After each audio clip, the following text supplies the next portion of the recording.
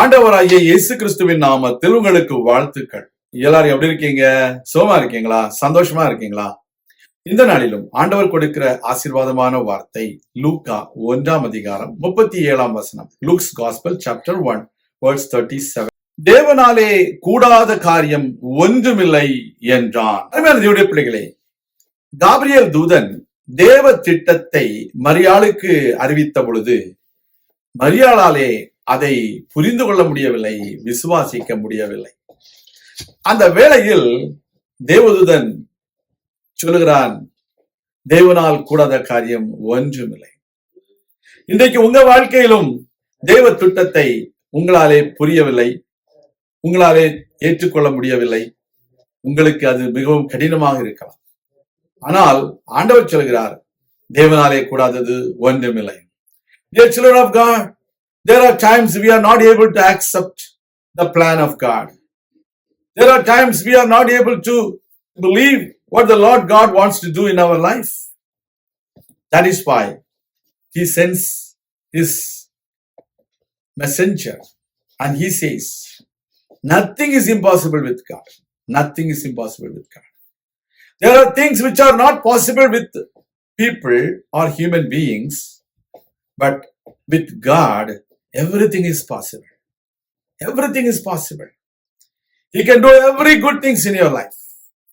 He can do great and marvelous things in your life. We need to believe in Him. We need to understand He is our God. Who is Almighty God? He is omnipotent God. He is omniscient God.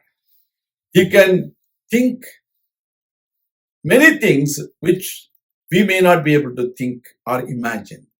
Such a wonderful God we have. Nobody knew until Jesus turned the water into wine that it is possible. People never thought Jesus could turn the water into wine. But it happened in the real life the same way. You can turn any of your situations into a memorable and a sweet and a marvelous situation in your life. You need to believe in Him. That's why Mary said, let it happen according to your word. உம்முடைய வார்த்தையின்படியே இது நடக்கட்டும் என்று சொல்லுகிறார். இன்றைக்கு நம்ம ஆண்டவருடைய வார்த்தையின்படி நடக்கும்படிக்கு நம்ம ஒப்பு கொடுக்க வேண்டும். We have to commit ourselves so that it can happen according to God's plan and purpose. We need to believe it. We need to claim it. We need to expect it. நாம் ஜெபிப்போம். எங்கள் அன்பின் ஆண்டவரே, உம்மாலே கூடாதது ஒன்றுமில்லை. இது எல்லாம் செய்ய வல்லவர். இது செய்ய நினைத்தது ஒருபொழுதும் தடைபட்டதே இல்லை. உம்முடைய கரங்களில் எங்களை நாங்கள் தாழ்த்தி ஒப்புக் கொடுக்கிறோம். உம்முடைய பிள்ளைகளை ஆசீர்வதியும். அவர்கள் வாழ்க்கையில இன்னும் அநேக காரியங்கள் கேள்விக்குறியாக இருக்கின்றன. நடக்குமா நடக்காதா, அப்படியும் நடக்குமா என்று சொல்லி அவிசுவாசத்தோடும் சந்தேகத்தோடும் காணப்படுகிறார்கள். புதிய வழியை திறந்தருளும், புதிய வேலையை கொடுத்தருளும். விசா சிச்சுவேஷன்ஸ் எல்லாம் மாறட்டும்.